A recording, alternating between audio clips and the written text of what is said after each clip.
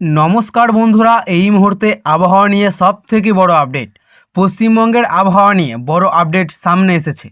4 June রাজ্যের বিভিন্ন জেলার আবহাওয়ার চিত্রে পরিবর্তনের সম্ভাবনা রয়েছে।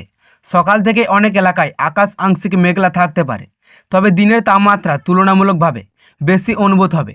দুপুরের পর থেকে আবহাওয়ার পরিস্থিতি ধীরে ধীরে বদলাতে শুরু করতে পারে। দক্ষিণবঙ্গের একাধিক জেলায় বজ্রগর্ভ মেঘের সৃষ্টি হওয়ার সম্ভাবনা রয়েছে, যার ফলে কিছু এলাকায় বজ্রবিদ্যুৎ সহ বৃষ্টি এবং হালকা থেকে মাঝারি বৃষ্টি দেখা যেতে পারে।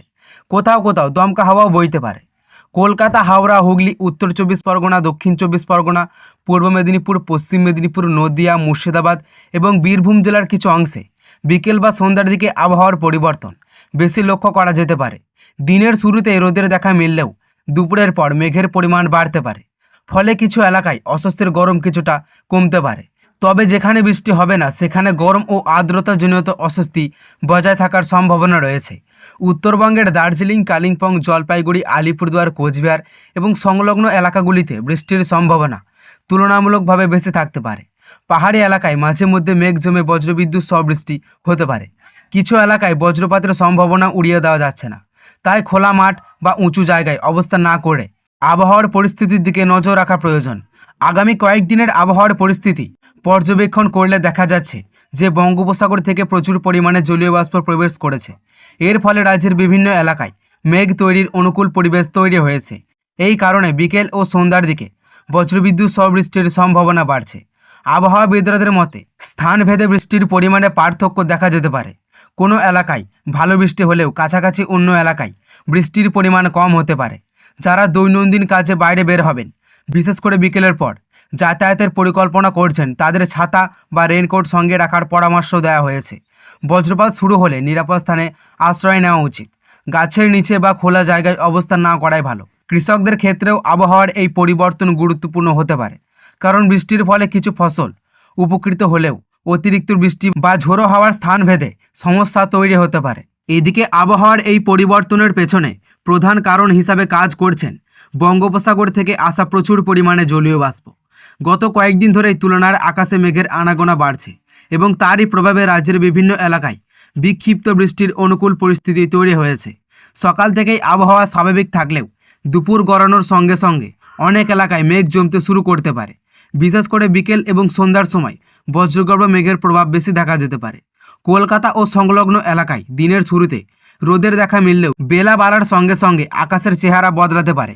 কোথাও কোথাও হালকা থেকে মাঝারি বৃষ্টি শুরু হতে পারে, মাঝারি বৃষ্টির রূপ নিতে পারে, একই সঙ্গে দমকা হাওয়াও বইতে পারে। ফলে যারা অফিস, ব্যবসা বা অন্য কাজে বাইরে থাকবেন, তারা আবহাওয়ার পরিবর্তনের দিকে নজর রাখবেন। হাওড়া, হুগলি, নদিয়া, মুর্শিদাবাদ, পূর্ব ও পশ্চিম মেদিনীপুর, পূর্ব বর্ধমান, পশ্চিম বর্ধমান এবং বীরভূম জেলার বিভিন্ন অংশে একই ধরনের আবহাওয়া লক্ষ্য করা যেতে পারে। সব জায়গায় সমান বৃষ্টি না হলেও কিছু এলাকায় আকস্মিক বৃষ্টিপাত মানুষের দৈনন্দিন কাজকর্মে সাময়িক প্রভাব ফেলতে পারে। বজ্রপাতের আশঙ্কা থাকায় খোলা মাঠে কাজ করা অতিরিক্ত সতর্ক থাকার পরামর্শ দেওয়া হয়েছে। উত্তরবঙ্গের পরিস্থিতি তুলনামূলকভাবে আরও অনুকূল থাকতে পারে। বৃষ্টির জন্য দার্জিলিং, কালিম্পং, জলপাইগুড়ি, আলিপুরদুয়ার এবং কোচবিহারের বিভিন্ন এলাকায় মাঝে মধ্যেই বৃষ্টির সম্ভাবনা দেখা যেতে পারে। পাহাড়ি এলাকায় মেঘাচ্ছন্ন আকাশের পাশাপাশি কিছু সময়ের জন্য ভারী বৃষ্টিও হতে পারে। এর ফলে পাহাড়ি সড়কদের যাতায়াতকারীদের জন্য সতর্ক থাকা প্রয়োজন জারি করা হয়েছে। অন্যদিকে দিনের তাপমাত্রায় খুব বড় পরিবর্তন না হলেও বৃষ্টির প্রবণ এলাকাগুলোতে কিছুটা স্বস্তি মিলতে পারে। তবে যেখানে বৃষ্টি হবে না সেখানে আর্দ্রতাজনিত অস্বস্তি বজায় থাকতে পারে। সকাল এবং রাতের তাপমাত্রার তুলনায় দুপুরের গরম অনুভূতি বেশি হওয়ার সম্ভাবনা রয়েছে। আবহাওয়াবিদদের মতে আগামী কয়েকদিন রাজ্যের বিভিন্ন এলাকায় রোদ ও মেঘের লুকোচুরি চলতে পারে। কোনো কোনো এলাকায় অল্প সময়ের মধ্যে আবহাওয়ার দ্রুত পরিবর্তন দেখা যেতে পারে। তাই বাড়ি থেকে বের হওয়ার আগে স্থানীয় আবহাওয়ার সর্বশেষ তথ্য জেনে নেওয়া ভালো। কৃষিক্ষেত্রের দিক থেকেও এই বৃষ্টিপাত গুরুত্বপূর্ণ হতে পারে। অনেক এলাকায় জমির আর্দ্রতা বজায় থাকতে পারে, বৃষ্টির স্বাভাবিক ভূমিকা পালন করবে। তবে বজ্রপাতের সময় মাঠে অবস্থান করা ঝুঁকিপূর্ণ হতে পারে। তাই আবহাওয়ার পরিস্থিতি খারাপ হলে নিরাপদ স্থানে আশ্রয় নেওয়া বুদ্ধিমানের কাজ। সব মিলিয়ে 4 জুন পশ্চিমবঙ্গের আবহাওয়ায় রোদ, মেঘ, দমকা হাওয়া এবং বৃষ্টির মিশ্র চরিত্র দেখা যেতে পারে। দিনের বিভিন্ন সময়ে আবহাওয়ার পরিবর্তন হওয়ার সম্ভাবনা রয়েছে।